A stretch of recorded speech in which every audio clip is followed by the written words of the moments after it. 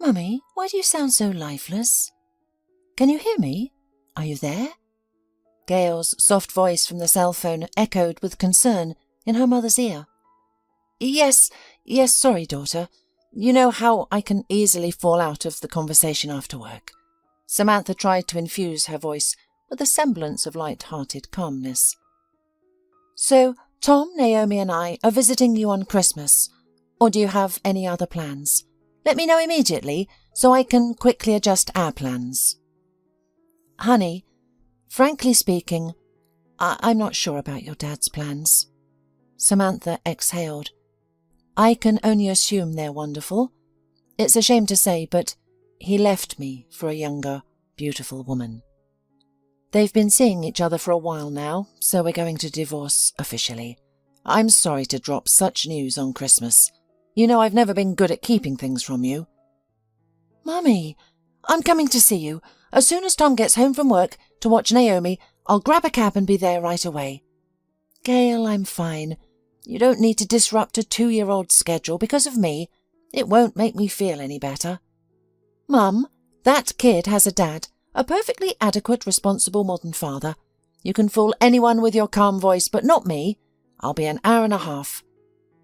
Samantha listened to 3 quick beeps in the receiver and smiled sadly. She considered herself fortunate to have the daughter like Gail. Not everyone is so lucky. Samantha learned about the challenges of adolescence from other people's stories. She also managed to avoid the drama of Gail's first love. In fact, there was no drama at all.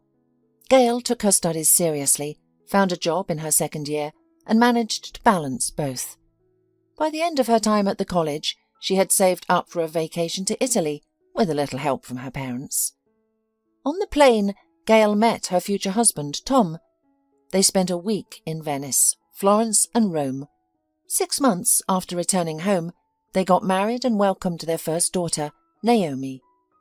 Samantha found joy in her role as a devoted grandmother, feeling almost perfectly content. She and her husband Mark led a perfectly typical life for a long-time couple.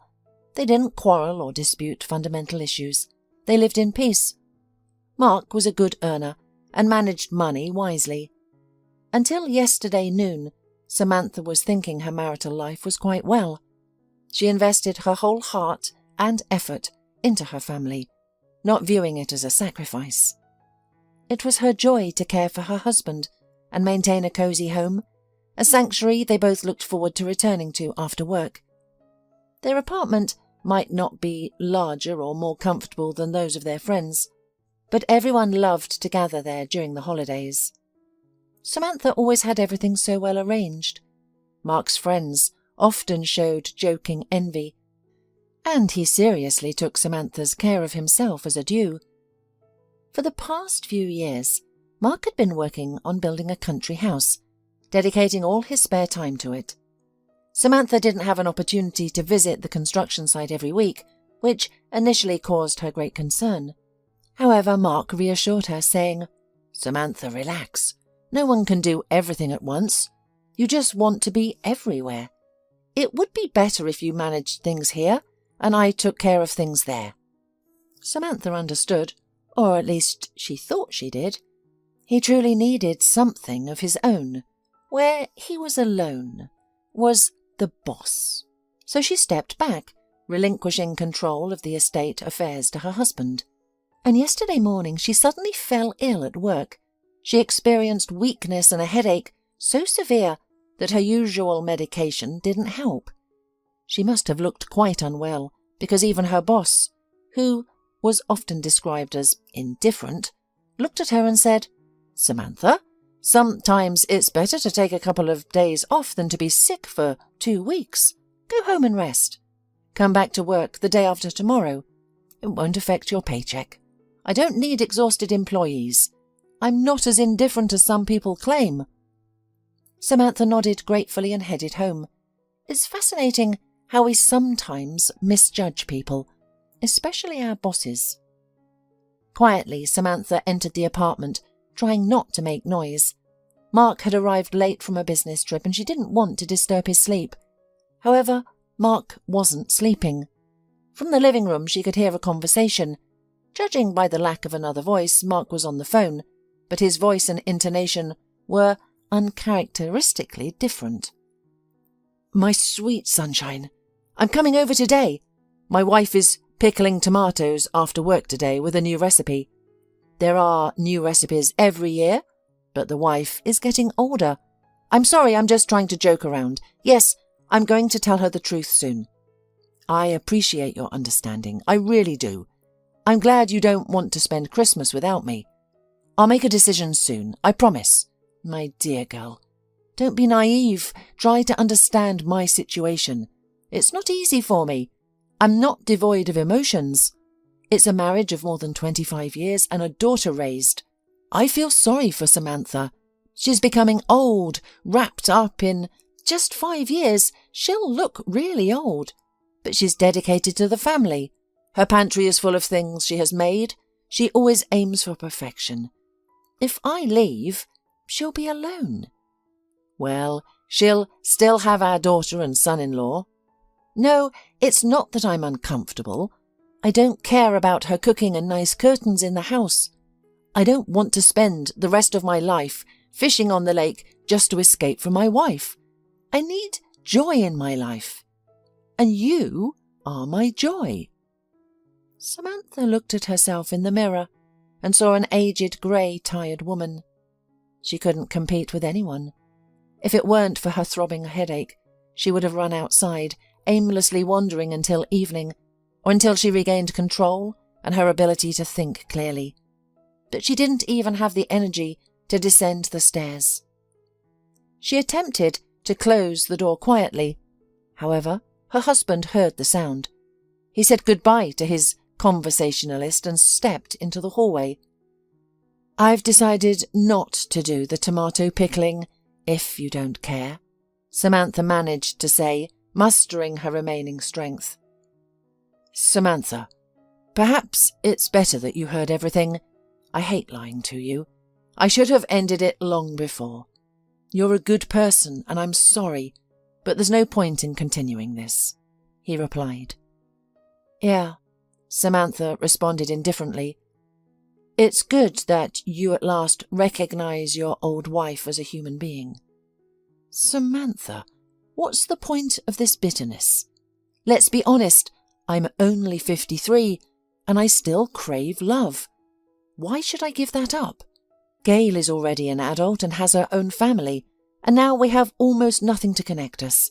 You're just refusing to accept it, clinging to this empty shell of a marriage. Look after our granddaughter. Now you have someone to care for. I could have lived like that. Like most people my age, but I got lucky. A beautiful young woman fell in love with me, and I deeply love her. Not everyone is so fortunate. This is my new life, a genuine life. One can't turn that down. It's a gift. Thanks to her, I now realize how unhappy I was. This is my chance to start fresh. You won't lose out. You're the mother of my daughter. I'll leave you this apartment. I won't take anything from here, except for my clothes and shoes. I'll live in the house with her. It's fair.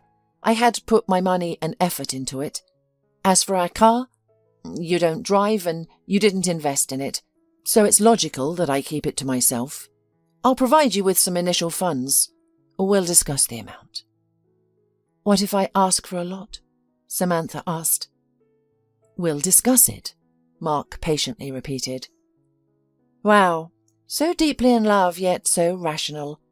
You've thought all this out for a while, haven't you?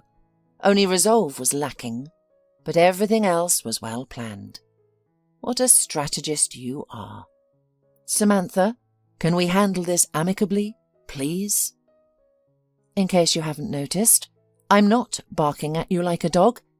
I don't need to have this conversation at all. I came home because I have a headache. I'm going to take a warm bath. It helps. While I'm taking my bath, gather your belongings and papers. Don't leave anything behind. And leave your keys. You can file for divorce yourself. I would like you not to drag it out. I'll show up on the appointed day and hour, and we'll get divorced. I don't need your money. My salary is enough for me. Just don't show up after that. So that the day of the divorce is the last time I see you. And if you want, you can give your share of the apartment to Gail, so that your love won't disinherit the girl. It's really fair, don't you think? Mum, how could you think of my inheritance at this moment? Gail was quietly amazed when her mother finally told her what had happened. And who should I be thinking about, daughter? Samantha shrugged her shoulders, and a shadow of a sad grin crossed her pale face. When such a thing happens, it's necessary to hold on to something that will maintain interest in life. I am happy. I have you and my lovely son-in-law Tom, and I also have my cute granddaughter Naomi. I promise not to burden you excessively with my care, and not to turn into an annoying old grandmother, which your father thinks I am. I've reflected a bit, and his words make sense. I've always tried to ensure that he was well fed, dressed in clean clothes, rested peacefully, and surrounded by comfort. It was like domestic service. It seemed like the right thing to do for the family. I didn't realize he needed anything else. I should have thought more about myself, tried to be charming, and things might have turned out differently, although it's pointless to speculate about it now. You're making excuses for him, then? Asked Gail. Honestly, Mum, you surprise me with this tendency to always blame yourself for everything. It's too much. I didn't tell you before, but I will now. I had a conversation with Dad about 3 years ago when he gifted you a blender on your birthday. It's a good blender. It still works. Samantha nodded. Mum, it's not a gift. It's just something you buy when you need it for no reason. Back then, I suddenly remembered that for every holiday, Dad would give you some practical and useful household item. When I told him about it, he seemed surprised, as if it were the first time he had heard that gifts could be perfume, jewellery, theatre tickets, or a spa visit. Something to show he sees you as a woman and wants to make you happy. But he didn't listen to me, even got angry, saying I was still naive and trying to tell him how to treat his wife. I didn't think much of it at the time, and now it's come back to me. Mum, you were convenient for him. You were content with a blender or multi-cooker and didn't spend much on self-care. He didn't want a beautiful, well-groomed wife. He wanted a convenient one. I hope his new girlfriend will have spent all his earnings on her beauty. Gail, you've even cheered me up.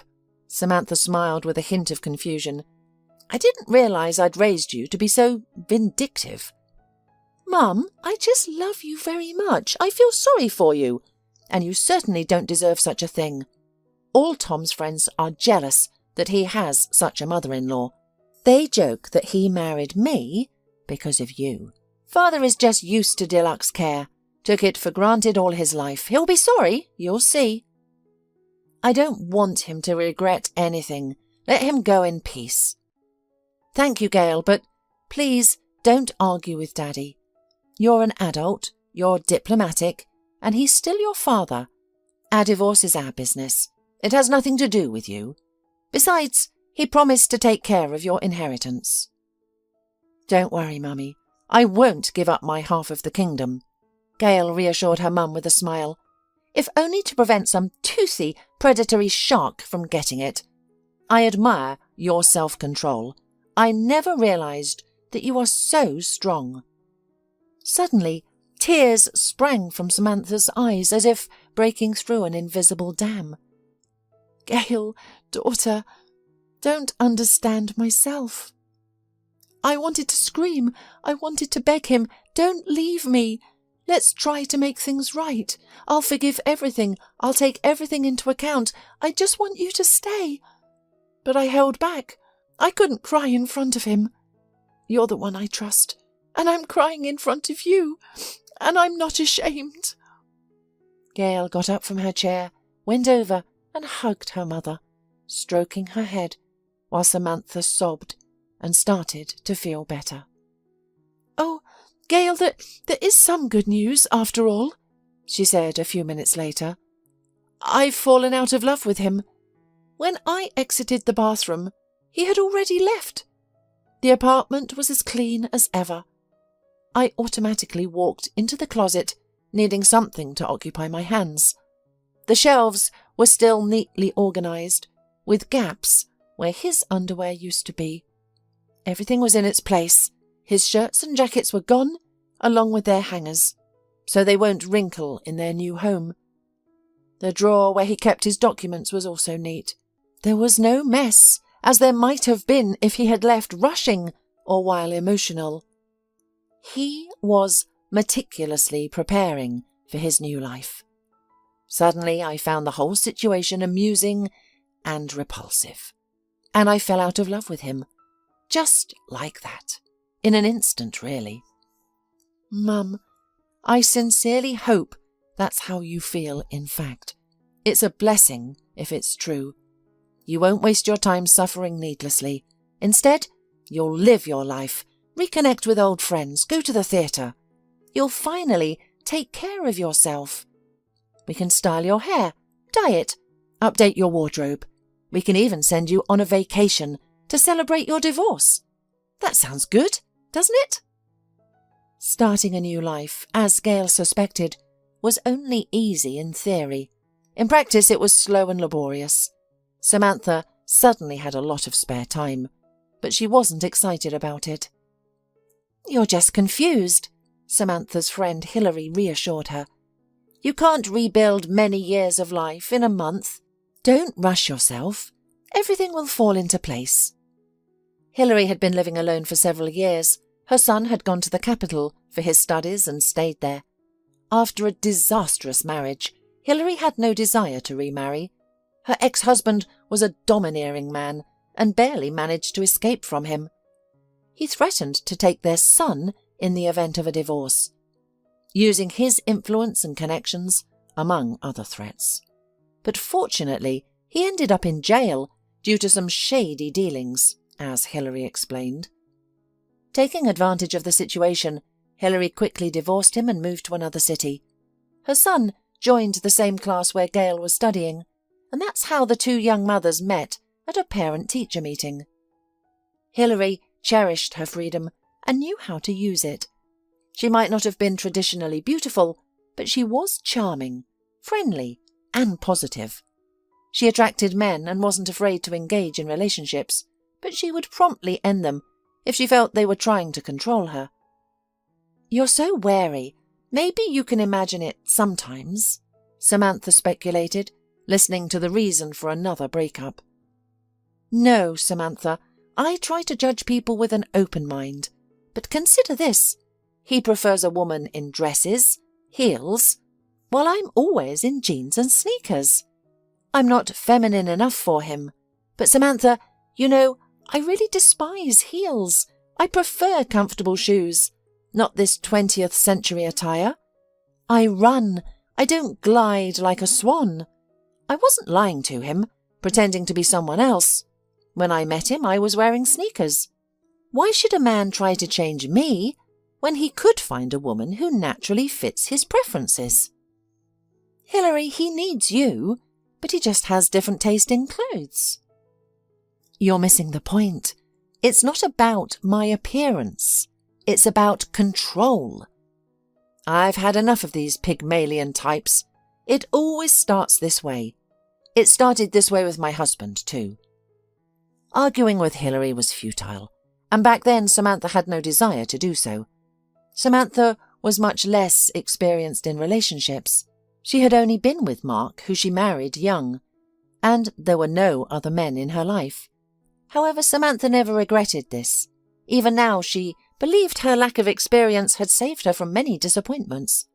It amazed her how Hilary wasn't afraid to start over each time. Samantha herself wouldn't pursue another relationship now. Samantha met Mark at a typical disco in their local club. On that night, she had gone out for the first time, encouraged by her friends and her mother. "Why stay at home?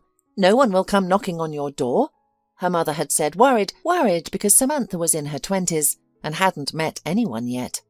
In the mother's opinion, her daughter, though not strikingly beautiful, was pretty, with a slim waist, thick, slightly curly brown hair and soft honey-colour eyes. However, Samantha was slightly self-conscious about her appearance, which she thought was too ordinary. "You're too hard on yourself. You shouldn't be," her mother reassured her. At the party, a skinny, handsome brunette, dressed stylishly and sober unlike many others at the disco, approached Samantha and said, quite politely, "Hi, my name is Mark. I haven't seen you here before." "Samantha, I don't usually come to places like this. I'm here with the girls just for company." "How do you find it?" "Too many drunks. I don't like it. I don't think I'll be coming back here." "Yeah, me neither. Listen, Samantha, would you like to go to a cozy cafe and talk? I'd like to invite you." "Let's go," Samantha said, sounding confused. She was eager to leave, and Mark seemed sincere and kind. Plus, she'd never been invited out except by her girlfriends. By the end of the evening, Samantha had learned a bit about Mark. He's a young professional in railway production with some kind of engineering speciality. "Not everyone needs to chase the market. Some of us need to do serious, complex and sometimes boring work to prevent civilization from stagnating." Mark had high aspirations, and he was confident he would succeed. He owned an apartment, inherited from his grandfather, but dreamed of building his own house. He was the only son in his family and preferred hard rock music over the pop music played in discos. Later that night he walked Samantha home, and his respectful demeanour earned him the girl's mother's approval. She appreciated that he was polite and not like the modern guys. The day after, Samantha's friend Annie paid her an unexpected visit. "I was stunned when you ran away from the disco yesterday with Mark Rosenfeld. You should know he has something about him. He left with you just to anger his girlfriend Monica. She's my neighbour, the one many men are chasing. Monica kept Mark in a friend zone for nearly 2 years. I don't know why she needed him, probably just to increase her collection. Well, he is handsome, don't you think? He was serious and didn't realise he was just one of many. When she got bored with him, she stopped hiding her other suitors from him. Now, Mark is following her around, watching her. Probably to annoy her, to make her feel uncomfortable. But he's hoping in vain. It's nearly impossible to embarrass Monica. She's only amused by it all. I thought you might be interested, because what if you're hoping for something with him?" Samantha didn't anticipate anything special, but something made her sad. Whatever Annie said, Mark was a good guy. He was kind and considerate, entertaining her all evening, treating her to ice cream and expensive cakes and coffee. Since Monica had not seen his advances to Samantha, he could have done without them. Nevertheless, he arranged a pleasant evening for her. Samantha couldn't shake off her sadness for 2 full days. On the 3rd evening, the doorbell rang. Her mother, expecting her friend, opened the door to find Mark standing there with a small bouquet and a cake. From that evening, they began to go out together from time to time. Samantha quickly fell in love with him, angry at herself for this, and tried not to think about why he really needs her. Her mother tried to comfort her, saying, "Oh, Samantha, don't pay attention to all the gossip. There are plenty of envious girls, but sincere friends are few. You can't help who you fall for. No one is forcing him to see you, but he visits you almost every day. It means he likes you. He compared you to his ex-girlfriend and realised you're better." Samantha listened to her mother in silence, objected to her only to herself, so as not to upset. She and Mark were still just friends. It lasted until Mark's birthday. Amidst the warm and windless July days, they celebrated the holiday at his family's country house. There were only Mark's parents and a friend from his university with his wife there. They had just returned from their honeymoon to the sea. For Samantha, this was the day she met Mark's parents. Her mother took it as a sign of the seriousness of Mark's intentions. As for Samantha, she didn't believe the relationship would last. She thought Mark would disappear as swiftly as he had appeared. If he didn't return to Monica, he'd find another woman.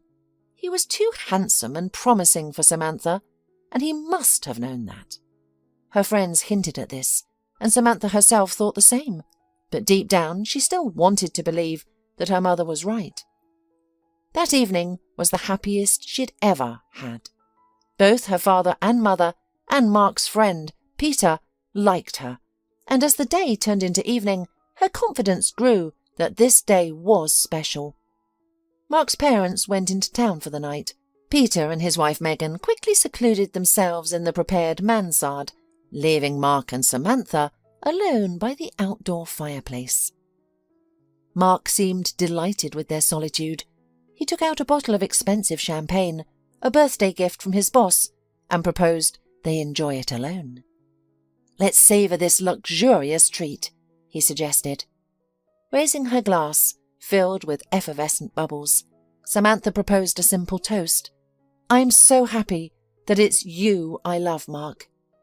"You are the best, the absolute best," he responded, and they spent their first night together. In the morning, after accompanying their friends, Mark drove Samantha home, but then returned in 5 minutes with a bouquet of burgundy roses. "Well, Samantha," slyly asked her mother, having ensured that her daughter's boyfriend had left, "you look happy. Did he propose?" "No, Mum, he didn't. But really, everything was wonderful." "Oh, I'm sure he will. I can see that," the mother promised confidently. 2 days later, the entire Rosenfeld family appeared on the doorstep of Samantha's home. Mark's father, while arranging delicacies on the table, announced that they were traditional people. So they decided to propose to Samantha in a domestic setting.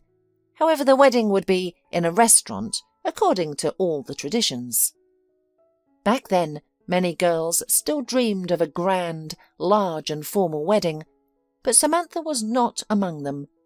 She desired the kind of wedding her daughter Gail would have a quarter century later, simple, elegant, and only for the closest people. She also wanted a honeymoon trip that would be remembered for a lifetime. However, no one sought her opinion about her own wedding, and she didn't even notice it then.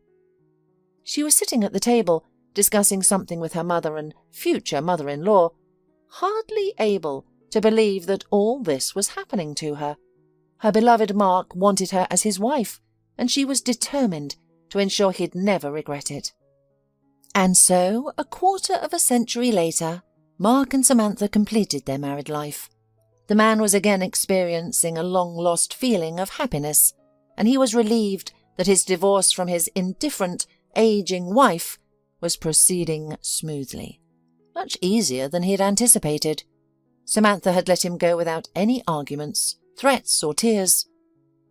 Had she also stayed with him out of inertia for too long?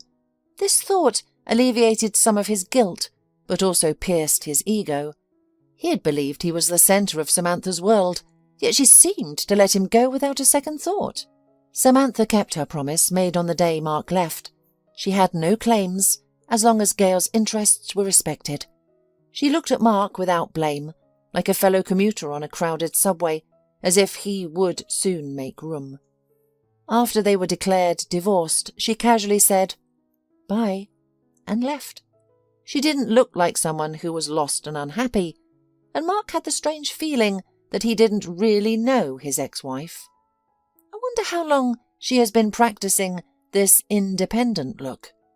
His friends called him a fool when they found out about his sudden life change. Some were blunt, others diplomatic, but the message remained the same. Mark didn't take offence because he felt he was right. They're simply envious. A single look at Alexa's photo is enough to spark the envy in every one of them. Or they just never experienced such a feeling, so they can't understand me. Mark convinced himself.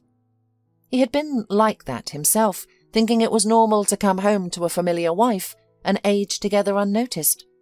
They were all just living in a state of hibernation, but he had suddenly woken up. Mark, heeding his father's advice, never regretted marrying Samantha. He initially courted her to make Monica jealous. However, His value did not rise in the girl's eyes. Surprisingly, he wasn't upset and was grateful to Samantha for freeing him from the obsession that had consumed him for the past 2 years.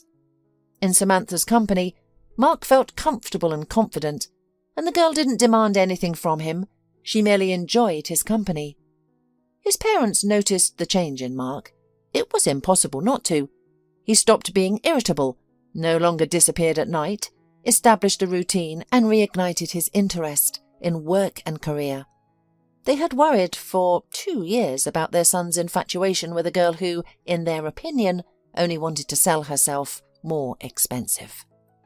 Now they quietly celebrated the change, careful not to jinx unclear prospects by asking too many questions. Of course, Mark's mother made some inquiries. Their town wasn't so large that they couldn't find mutual acquaintances. "Do you remember my classmate who knits for people?" Mrs. Rosenfeld excitedly shared with her husband as he came home from work.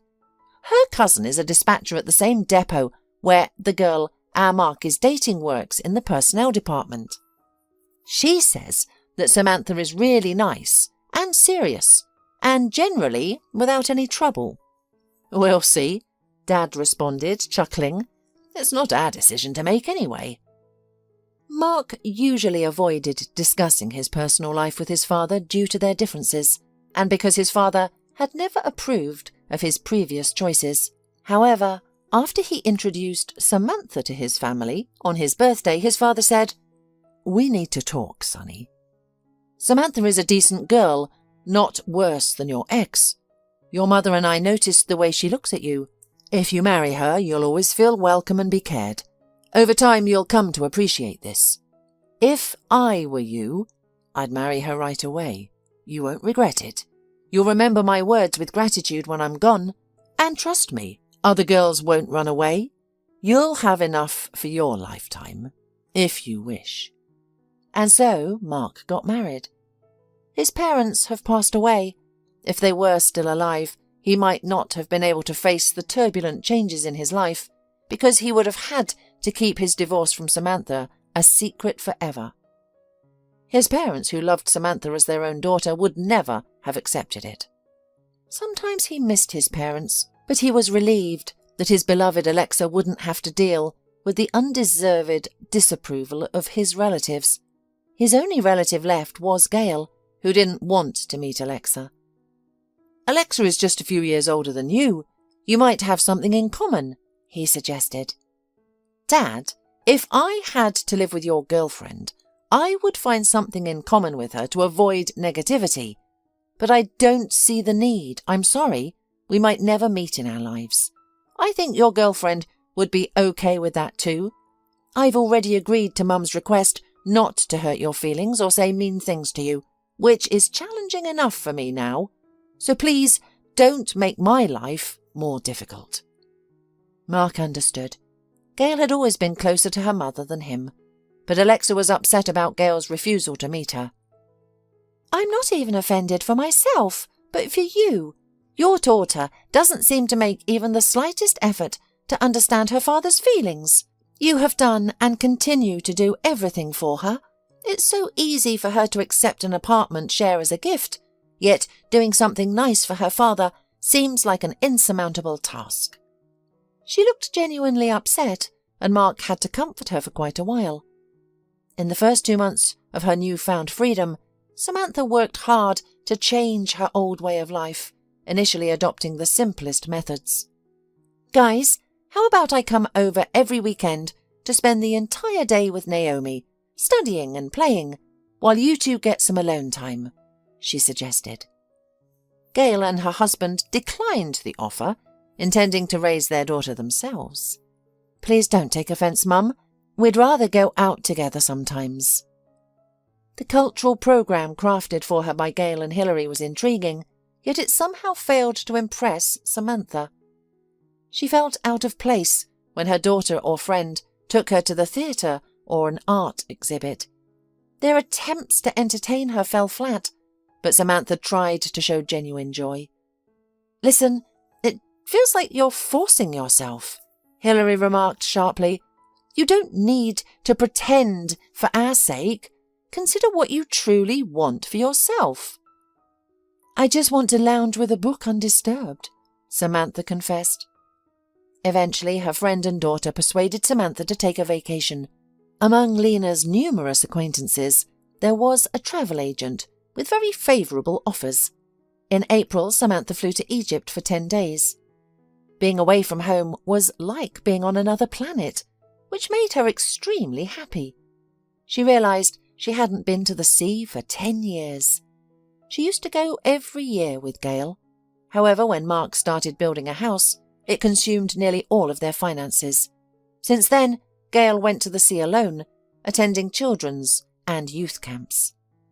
In Egypt, Samantha preferred to rest alone, avoiding noisy groups, and was content with her solitude. She returned home completely rejuvenated, readily shifting from relaxation to her routine. And then she realised she had almost forgotten about Tom's parents' 30-year wedding anniversary, happening the day after her return. Fortunately, her daughter, who greeted her upon her return, had it sorted out, and even had purchased the presents on their behalf. The wedding anniversary was decided to celebrate at the Lost in the Wood manor house, which hardly came as a surprise to the invitees. Tom's parents, who were not fans of ostentatious restaurants and preferred nature, loved fishing, trekking and beautiful walks. Samantha breathed a sigh of relief upon learning that the event didn't require a meticulous selection of dress, heels or elaborate hair and makeup. And instead of an extended preparation on the day of the anniversary, Samantha enjoyed a good night's sleep, a leisurely cup of coffee, and dressed comfortably in loose beige pants and a snow white. She chose to let her hair hang loose around her shoulders. "Well, whoever says women over 40 shouldn't have long hair can keep their opinion to themselves," she thought. She had forgotten how well her honey brown eyes complemented her tan. Samantha liked the reflection in the mirror. She couldn't precisely recall when this self-appreciation began, perhaps during a vacation, when she felt a heavy burden lift from her chest and found joy in simply living. A little more time passed, and for Mark, things became not so cheerful. It seemed that only recently he and Alexa had celebrated New Year, and it was already August. It was necessary to think about a vacation, to plan something interesting. But there was neither strength nor ideas. Mark was so exhausted from the last year, as he had never been exhausted since his senior year, when he combined work with business trips and his studies. But then he was just a young man, and such a regimen was easier for him. The worst part was that Alexa said once that he had transformed from a lively man to a dull and tedious person despite his efforts. The mention of efforts caught Mark's attention, as he felt he was the one and only putting in the efforts. He didn't mind Alexa's lifestyle, but he wished she'd understand that he couldn't always keep up with the eternal feast. "I'm not a showman, I'm a chief engineer of the project, honey," he used to joke. "Well, Alexa isn't to blame," Mark confided in his old friend Peter over a glass of whiskey. "She's sensitive, young, and desired a lively life filled with new experiences. She is relying on me to provide that. You know, I'm struggling to figure out where to take Alexa for the next New Year. We visited the Emirates in March, and we're going to visit Hawaii in September, and I can't afford 3 trips in a year. Plus, I have some house issues." "You've become overly anxious, Mark. Love can be exhausting, and that's your case. You're as busy as a housewife with 3 kids, Peter remarked, slightly tipsy from the whiskey. "Thanks for the support and advice, buddy," Mark responded, stung by the comparison. "You're welcome. If not an old friend, who else will tell you the truth? Now, let's get back to the specifics. How do you want to celebrate New Year?" "I would have stayed home," Mark grinned. "We would have invited you and Megan. We used to celebrate every year like that. What was wrong with that?" "We've already been invited, so I'm sorry. Listen, why don't you and your partner stay home together? You two shouldn't be tired of each other yet. Romantic music, candles, pillows, huh? We spent New Year's Eve at home last year because we didn't have an opportunity to book anything decent. With this divorce, you know it's been a mess.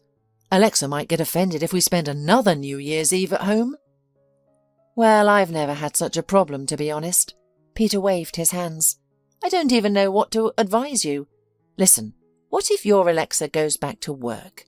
She would definitely be less bored and appreciate simple recreation more. Oh, don't give me that look. I'm not suggesting she should be hauling weights, sitting behind the cash register at the supermarket, or monitoring a conveyor belt.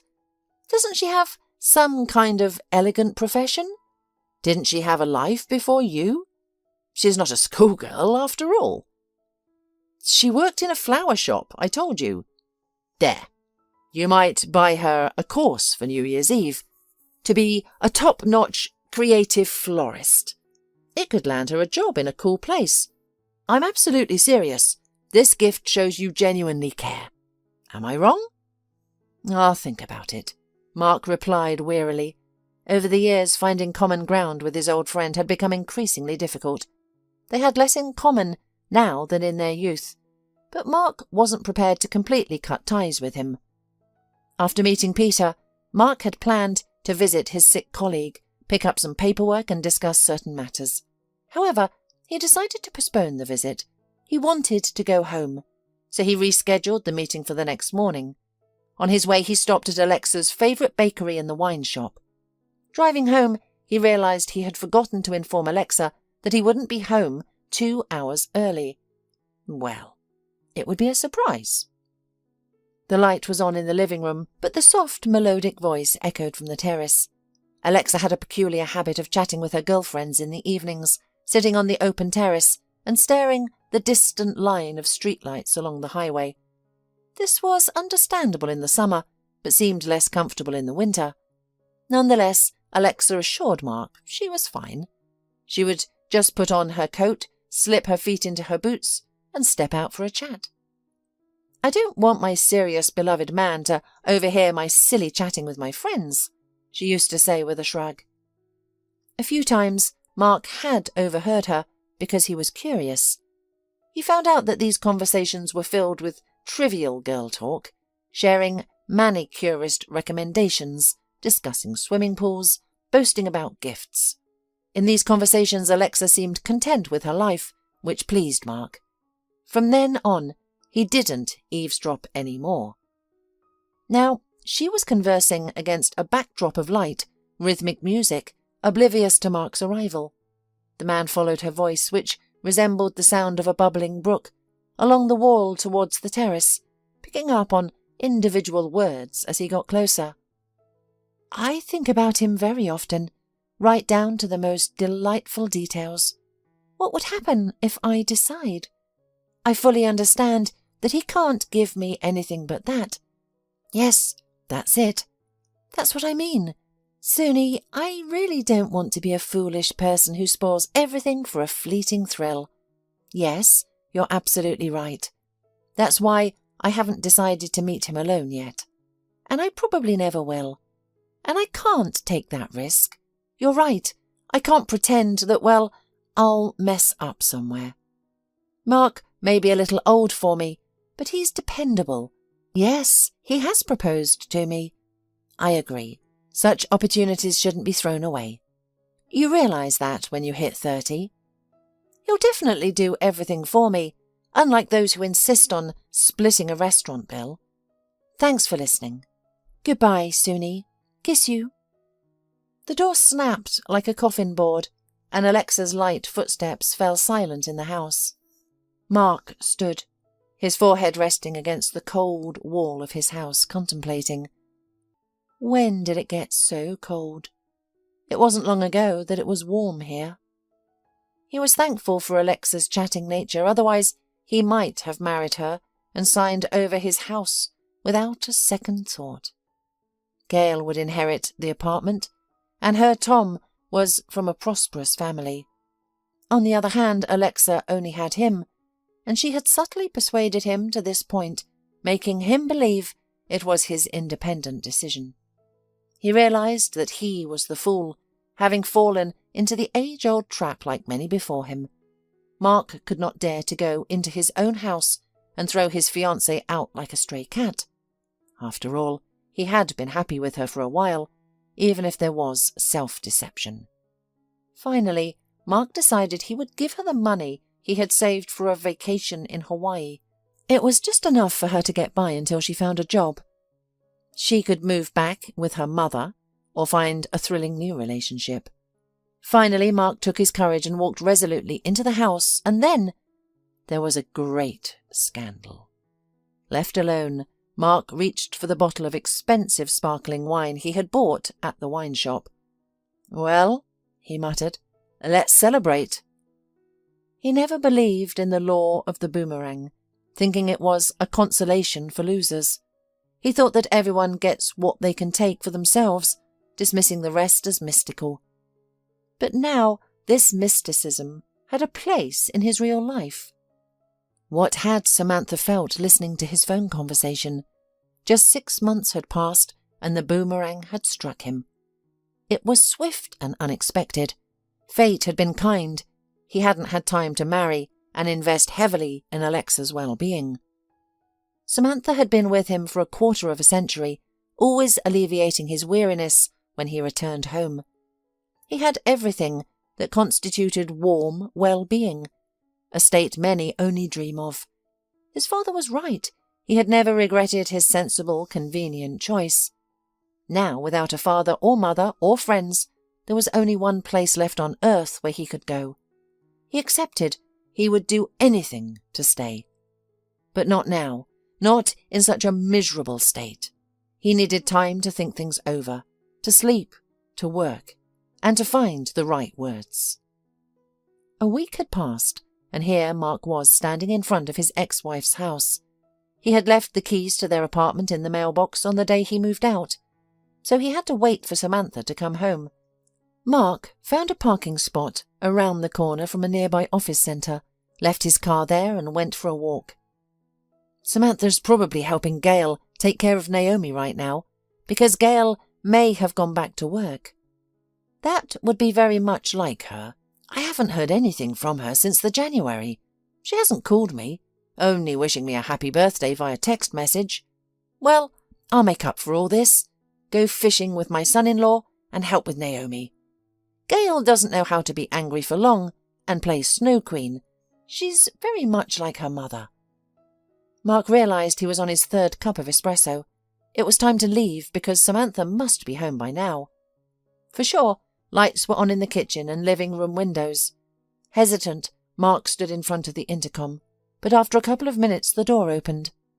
A thin, elderly lady with a small dog on a brightly coloured harness came out. Ignoring the woman's condescendingly mocking look, Mark entered the building. In a minute he found himself on the familiar 3rd floor, in front of the light grey door, and pressed the bell. Samantha opened the door almost immediately. Mark got the impression that she initially wanted to slam the door shut because he could enter, but then she seemed to change her mind. Mark hesitated to step over this until Samantha nonchalantly invited him in, asking, "Come in? What's wrong?" His ex-wife looked different, yet familiar. She had always been of average height and build, neither heavy nor light, but now she seemed airy and casual, embodying the grace of a young girl. The woman had applied a dark chocolate shade of makeup, which complemented her unusually warm eye colour and skin tone. Her hair was not in its typical sleek ponytail, but was loosely scattered over her shoulders, reminiscent of the models in Renaissance paintings. She wore a simple flowing burgundy knee-length dress with a daring neckline that accentuated her slender waist. It seemed that Samantha appeared 10 years younger. "You've become stunning," Mark said in amazement. "Yeah, thanks," Samantha replied without pretense, her honey brown eyes smiling politely, as if she had heard that every day of her life. She paused briefly, expecting him to say more, but he remained silent. Then gently and without irritation, she continued, "Listen, Mark, If you have important business with me, say it now. I'm expecting guests. You didn't call ahead and I have my own plans. I can't spare much time right now, I'm sorry. Could you forgive me? He asked in a breath. I forgave you a long time ago, Samantha answered with a peaceful smile. Mark, did you join some secret society for your career that requires notarized forgiveness from ex-wives? You should call Gail more often. She may not admit it, but she misses you. Now, why are you here? I want our family back. I want to make things right. I was an idiot. I made the worst mistake, and I'll admit it. I understand that you need time. Think it over and let me know when I can visit. I'm sorry things didn't work out for you and your young girlfriend. You were so enthusiastic. I didn't have the heart to call you a sneak or anything like that, and it doesn't make any more sense now. I have a man I love. Look, we're adults, Mark began again. You had every right to retaliate after my foolish prank. You certainly proved me wrong. Can we agree not to revisit these past misadventures? Mark, you've misunderstood me, Samantha replied. Or rather, you didn't listen. I wasn't trying to prove anything or seek revenge. After all these years, you should know I wouldn't stoop to such pettiness. It's not a fling. I'm getting married. And that's how it happened. At the wedding anniversary, Samantha arrived early with her daughter, son-in-law and granddaughter. Tom always left early for lengthy trips, half-jokingly claiming that his girls would inevitably forget something, need to return, make multiple stops and take photos at scenic spots. More or less, that's how it unfolded, but it never hindered the family from arriving before the appointed time. Rachel and Adam, the perpetrators of the celebration, were discussing catering with the campground owner. Gail and Tom immediately went to inspect the meat for the barbecue. Meanwhile, Samantha and Naomi headed off to explore the lake. The little girl was running around her grandmother, who, after her leisurely vacation, was a little unused to the fast pace of life and let her guard down. The woman did not expect that there would be a rubber boat hidden in the gap between the reeds, nor did she expect Naomi to leap into it. The boat began to rock. Samantha froze in shock and was about to rush to rescue her granddaughter as a silent fisherman in fishing boots materialized from somewhere and gently pulled Naomi out of the boat. The girl was not frightened and not upset, only giggled and showed him her tongue. "Hello, please take her," said the man, handing Naomi over to Samantha. "Thank you," responded Samantha, coming out of her daze, and they shared a brief laugh. The fisherman had a tidy short beard, hair trimmed with silver, and cheerful grey eyes. "Excuse me," Samantha said to him, adding, "We're here for a wedding anniversary. We arrived early, so we are having adventures while waiting for the others." "Everyone here is like that," the fisherman replied, "including me. I'm James, a classmate of Adam." "I'm Samantha, the mother of their daughter-in-law, and this curious girl is Naomi, their granddaughter." Samantha introduced them both. From that moment on, she and James were together. They sat together, chatted about everything in the world, and only danced with each other on the creaky wooden terrace. Everyone took it for granted as if they had been a couple for a long time, which seemed both strange and delightful. They were comfortable with each other, not afraid to say or do something wrong that might ruin everything. In the evening, Rachel helped Samantha put their restless granddaughter to bed, who finally settled down. Covering the little girl with a blanket, Rachel spoke softly to Samantha. "James is a very good man. We used to interact daily in our university time, but then life took us to different cities.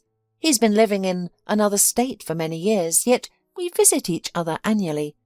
His wife passed away 7 years ago, heart disease. I expect that's why they didn't have children. They didn't want to take the risk. James is alone, truly alone. Casual relationships aren't his style. He needs someone to care for him. He's self-sufficient, but his solitude doesn't make him happy. Adam and I decided to make a show of our wedding anniversary for a reason. We had a hunch something good would come out of it. You know, if someone had told me yesterday that I could be in this situation, I would have laughed incredulously. Samantha responded quietly. Naomi fell into a deep sleep, and both women returned to their guests. The wedding celebration carried on the next day. People divided into groups based on interests and scattered under the beech canopies, near the fireplace, or in the arbours at the forest's edge. James was rowing Samantha around the lake in a boat. Wrapped in a woolen blanket, she enjoyed the bright spring day. When the celebration was over, everyone went to their homes. James called daily and visited Samantha twice a month. The woman also visited him several times. During her last visit in early September, James tenderly slipped a beautiful ring onto Samantha's finger. If you agree to marry me, consider this an engagement ring. If not, it's just a heartfelt gift, he declared. On her return, Samantha shared the news with her daughter. Despite her excitement, she tried to maintain a composed demeanour, considering all factors. I've worked at this agency for so many years, Gail, and I know how difficult it is for women my age to find work in my field in another place. To employers, we're practically retirees. Not everyone sees the value we offer. Mum, there are other recruitment agencies, and by the way, you've considered changing jobs multiple times. This could be your opportunity, Gail countered. And you and Naomi. Samantha hesitantly put forth another argument that must have seemed significant. You're used to me always being available if you need anything. That's not a valid argument. I don't mean that your help isn't necessary. However, you know perfectly well that you're not so helpless as to make my young, beautiful mother a full-time grandmother. If we need to, we have Tom's parents here, but we don't have any in other very interesting cities, which is a pity. So a happy grandmother in another state means a personal tour guide on vacation. There's so much for Naomi to see when she gets a bit older. Mum, I'm joking, of course, but you should see yourself flying around completely enthralled. Don't pretend there's anything you care about more than your current love. It's completely normal, and we're all happy for you. After that conversation, Samantha wrote a resignation letter. That day after work, she awaited Hilary's visit, who had promised to bring a wedding hairstylist she knew. Despite her usual aversion to glamour, Lena had insisted. You can go to your wedding even in a jumpsuit, but it would be a crime not to make a stylish hairdo out of your beautiful hair. Samantha laughed and agreed, looking forward to surprising James. However, that evening took an unexpected turn when her ex-husband showed up. Samantha, I understand that you tried to escape your loneliness, but look, this incident turned out to be beneficial for both of us. You've blossomed, and I've learned to appreciate what I have, instead of chasing illusions. We both know it's not wise to seek adventure at our age. We share so much in common. It won't be hard for us to start over. The house is finished. You'll love it. We could live there and rent this apartment out. Imagine, no more cramped space, and the woods are just a stone's throw away. We could go flower picking, which you love. In summer we can vacation by the sea, taking our granddaughter. Or it could just be the two of us, to rekindle our feelings. Everything has fallen apart, Mark. There's nothing to rebuild, Samantha said, without a trace of gloating or irritation. I'm grateful for the good times we had, for our wonderful daughter, even for this incident, as you call it. Before this I didn't truly know myself. What could I be? What kind of person could be with me? What happiness feels like? I could have lived my whole life without knowing. You must understand me, because you said something similar a year ago. I was wrong, Samantha. Aren't you afraid of being wrong, like me? I'm not afraid, Samantha replied with a quiet smile. Mark's eyes sparkled with cold anger, and the woman decided it was time for him to leave. She didn't want to trade insults. They had no place in her life now. But suddenly the doorbell rang and Hilary entered, accompanied by a tall, thin girl wearing a hat with a large pom-pom. "Here we are," Hilary said from the doorway. "This is Chloe, our wedding fairy, and this is Samantha, our bride. Oh, and this is Samantha's ex-husband. He must have come to wish his ex-wife happiness in her new marriage. Very modern. Hello, Mark." After shooting Hilary a look full of anything but goodwill, Mark grabbed his jacket from the hanger and left without looking back. He didn't remember how he ended up on the street, how he was driving home. However, not far from home, he was stopped for speeding. "We exceed the speed limit," the traffic officer stated, the fact tiredly. "I don't care about your fines," Mark replied indifferently. "My ex-wife left me. I was on my way back to her. I thought she would be happy, forgive me, but she's getting married. That's a woman's fidelity. She was a decent woman who had a house, a job, a granddaughter in her head. What to speak of others?" Mark had a desperate sudden urge to speak out to someone he didn't know. Getting home, Mark immediately called Gail, apologised for not calling for a long time, asked about Naomi, and when he could see them all. "Maybe we can go out together somewhere, like a water park or something Naomi likes." "Dad, did something happen to you?" Gail asked immediately. "Yes, daughter, and I need an ally in your face. There's just no one else to talk your mum out of doing a stupid thing." "Not so long ago, you were such a romantic, putting your passion above everything else," sneered the daughter, with a tiny hint of gloating. "Samantha's a smart woman, and smart people learn from other people's mistakes. Don't you want Mum and Dad to be together again, Gail?" Mark continued to persuade his daughter. "Daddy," Gail replied gently, "let's be honest. I've outgrown the potential teenage trauma of parents divorcing. Your marriage has run its course. I'm really sorry you ended up with a woman like Alexa, but you're still a pretty good catch. However, if Mum agreed to return to you now, that would be a mistake. That's why I'd try to dissuade her. You were with her because it was convenient. She deserves to be loved. Now, she has that love. And I wish the same for you." "I see. Now that you have a share in the apartment, you have no more need for a father, right? You ungrateful brat." The man hung up abruptly and turned off his phone. He didn't want to get up in the next morning, and moreover he couldn't. The hangover felt heavier after solitary drinking than after the same amount of alcohol consumed in a jovial gathering. Luckily, after a stimulating shower, Mark began to feel more alert. He switched on his mobile phone. Accustomed to holding positions of responsibility, he always felt the need to stay connected. Without communication, he felt detached from the world, fearing of missing something important. He spotted 13 unanswered calls, all from Alexa. Evidently, he hadn't been very persuasive when he asked her to leave his life. He simply couldn't be harsh with her. She possessed a unique ability to look at a man in a way that made him want to pamper her. And she could exploit this skill, as long as there were fools like him around. Mark's thoughts were interrupted by a call. There she is again. Okay, I'm not going to run away like a boy, the man thought.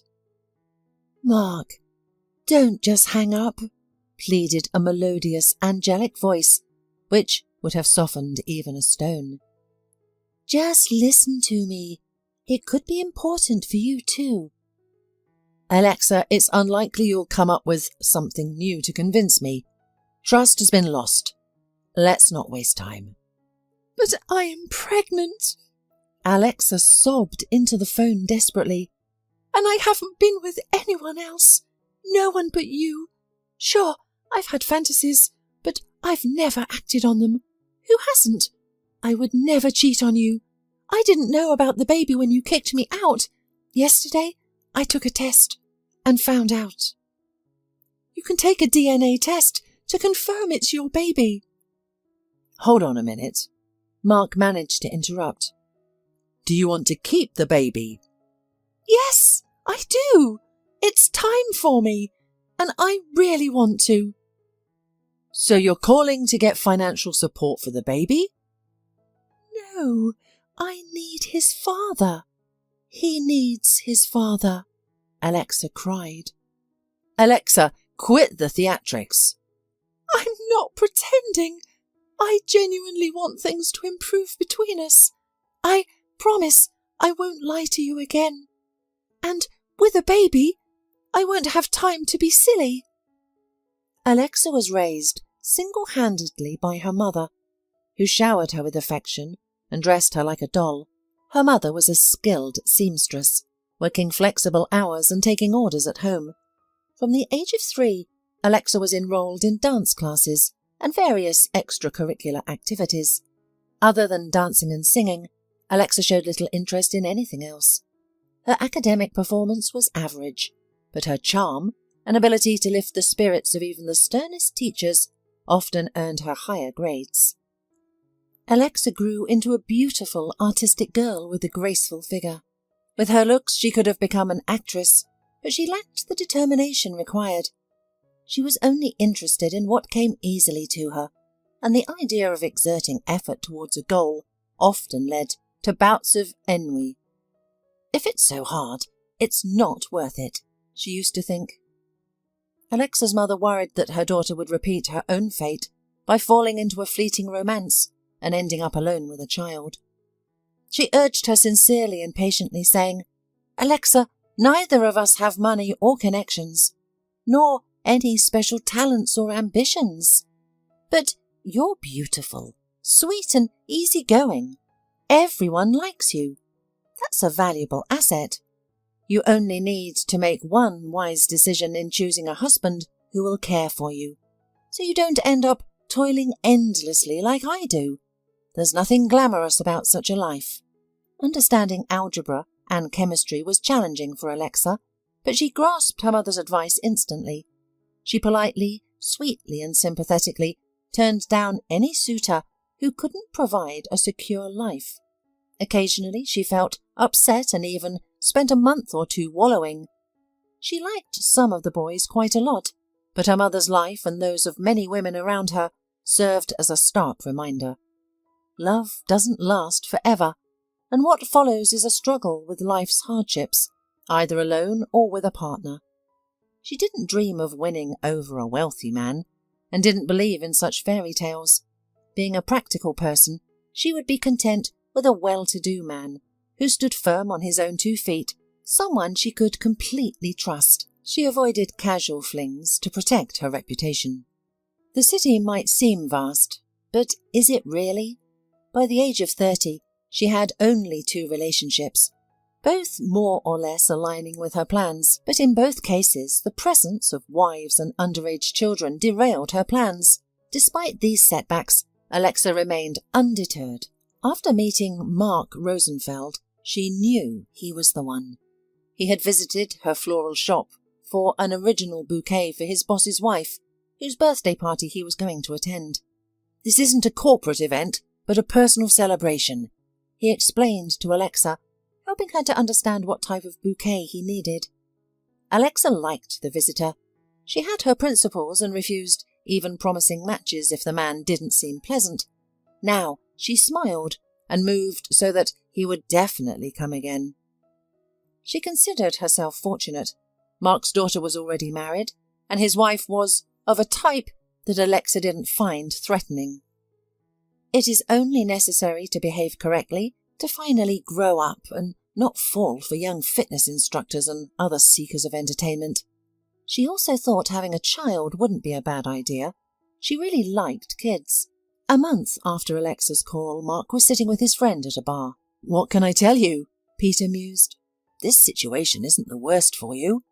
The feeling of not being needed by anyone is probably much worse. Your parents are gone.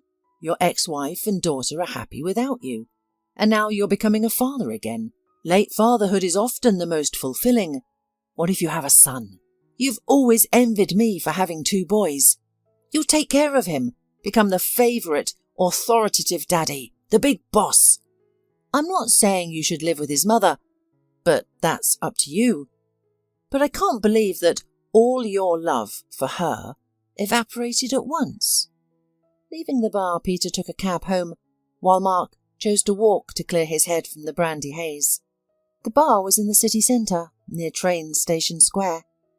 Mark felt drawn to walk through the bustling crowd.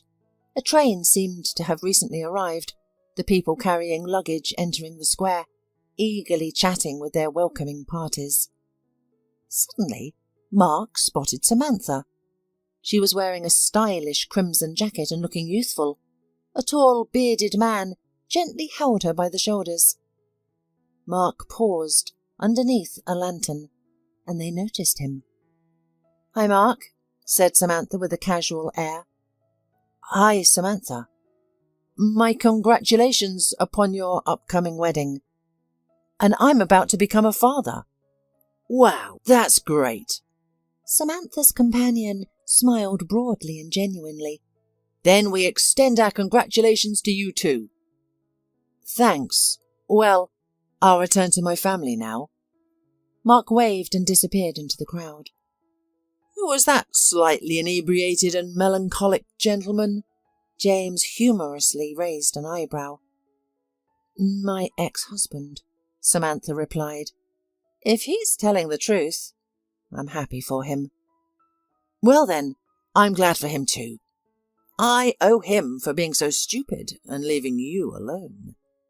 After watching them get into the cab, chattering and laughing, Mark went up to another cab and said Alexa's address.